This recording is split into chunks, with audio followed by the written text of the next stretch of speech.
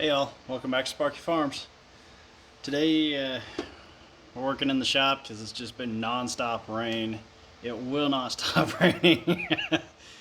But hopefully tomorrow, which I'll include in this video, it's supposed to stop raining. It's supposed to be a real nice weekend. It's supposed to just be gorgeous all that week following, including this weekend.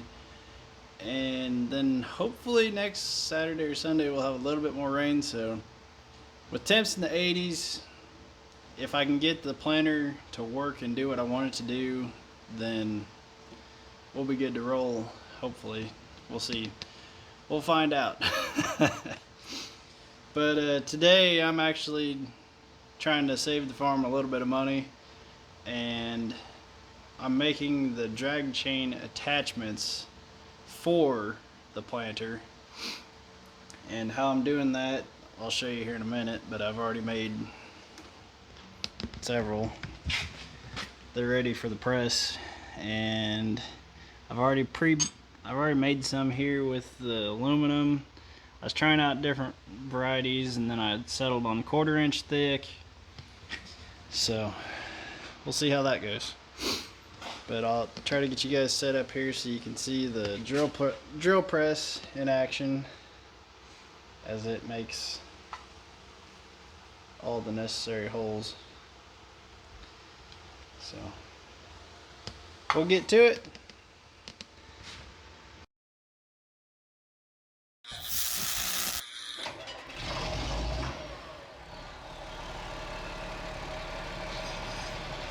So what we've got here is I made me a little jig here so that I could keep each of these brackets secured to my drill press.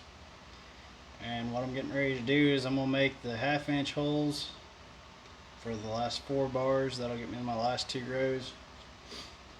And since I don't have cutting oil, I'll use the old PV blaster. This stuff works on just about anything and everything. But since I've already got the hole made, I used one as a template, and helps when it's plugged in. Had to switch over to use the chop saw to cut the metal, and then managed to scald the tip of my finger. So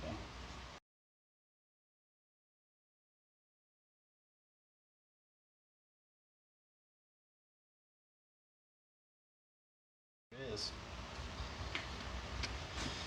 And then the last 1/2 inch hole I'll make, because I gotta make 2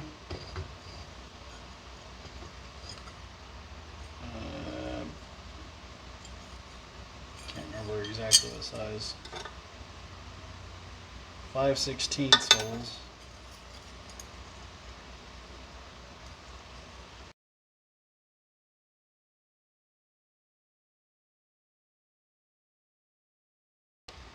Then for those of you that haven't used a drill press before, when you're drilling through metal, always make sure you got bits that are rated for metal. As in, don't go and use the black metal oxide ones that are more commonly found in all the stores.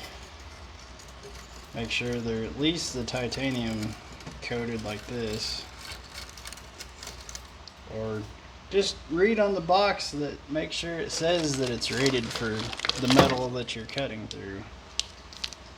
Like this one, it's rated for metal, wood, PVC, more soft metal, but which is what I'm doing.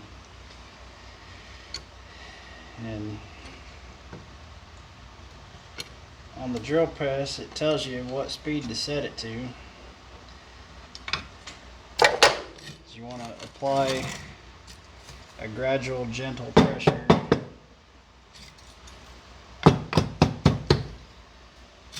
And you know you've got the right pressure when you get these little squirrelies. or these little swirlies. Or even these little squirrelies. So now, so what I'm going to do is I'm going to take a drill bit and use it as a pin to hold them in line, so that when I clamp the other end and make the holes,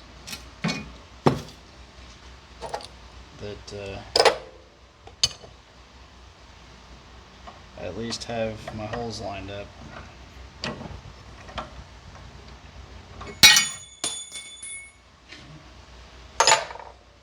Had composite toes on. That would hurt.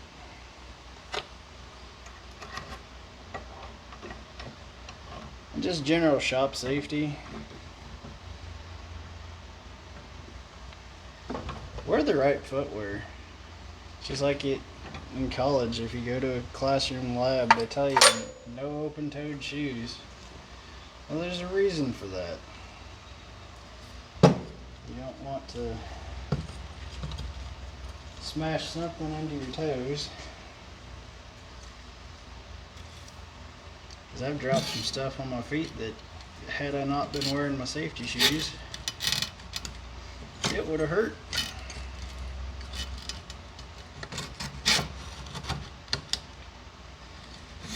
And it would not have been pleasant. Good enough for now. Just gotta keep them pinned so that I can make 2 holes. So we'll see how fast this goes.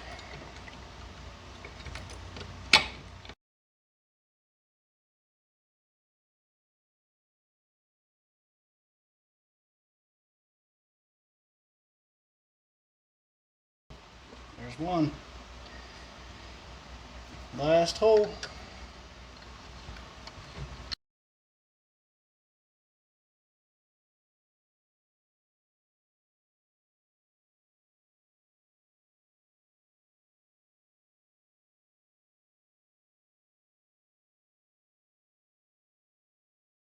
So particular. And with that, we have the last 2 brackets completed. I'll switch over here to the press in just a minute and we'll go from there. Alright, so I've made a mark here on each and every one of these where I want them to take the bend. So what I'm going to do is I'm going to set the bar on this little makeshift press that I've made.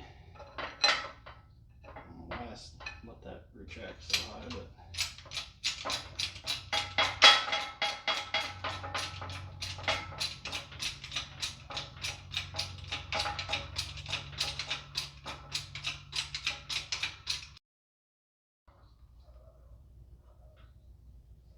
I'll get this lined up, get it centered up on this down pin. Make sure it's where I want it. And then I just apply the down pressure and hope that it does what I want it to do. It worked on aluminum. We shall see how steel does.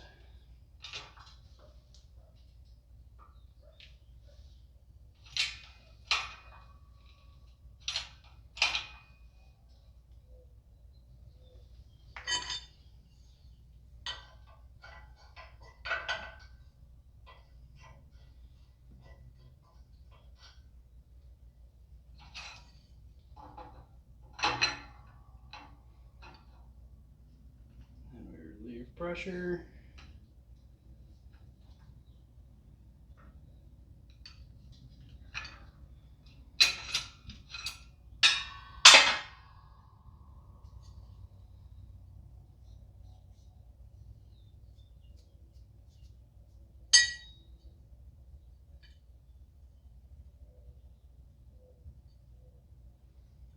May have taken that one a little too far, but it'll be alright.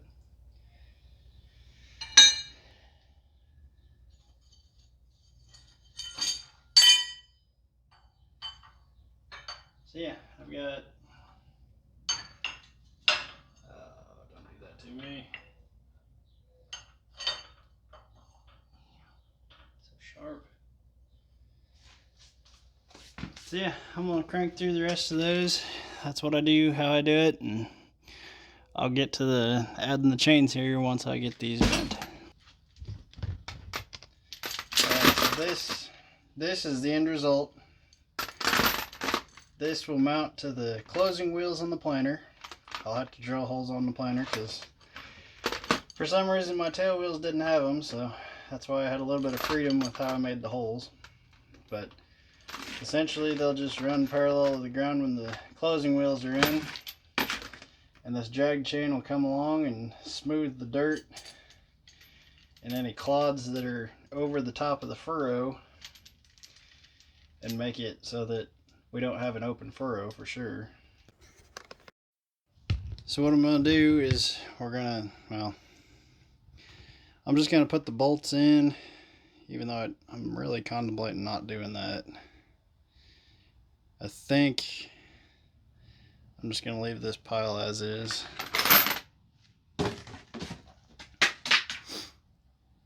And then once I get to making the holes on the planter, then we'll just bolt these up. Then since I got quick links, it'll be that much less to mess with. I think that's what I'll do. I'm just glad I got all that done. I guess my next step ought to be painting those black, but they can probably wait until after I get them installed. They'll only rust. It'll be alright.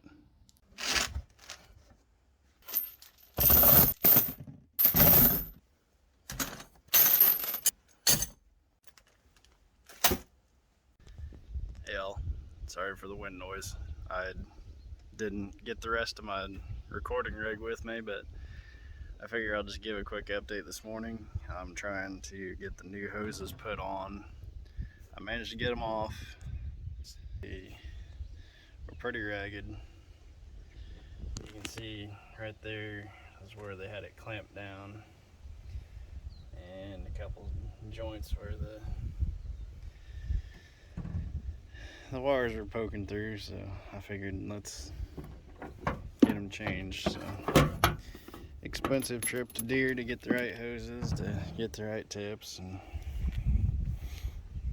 I'll get those changed out here in a second. Now the old set of hoses, they had some funky sizes, and so with these new hoses, I managed to get the correct sizes that are more standard. Move the electrical lines out of the way. But yeah, these had like an inch and an eighth and an inch and a 16th on the different nut sizes. And hey guys, back here again. We are currently working on the planter. I'll show you here in a second. It is still way too wet out here to do what I was wanting to do today. So we're not going to take this planter and back it up to this planter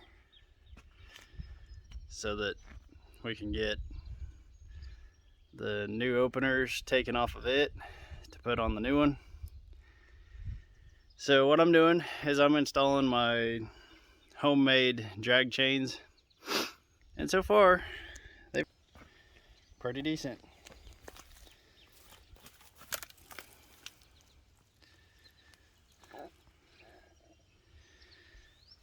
It's a little more involved on the install than I thought it would be, but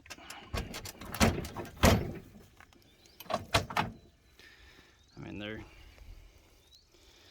they're solid.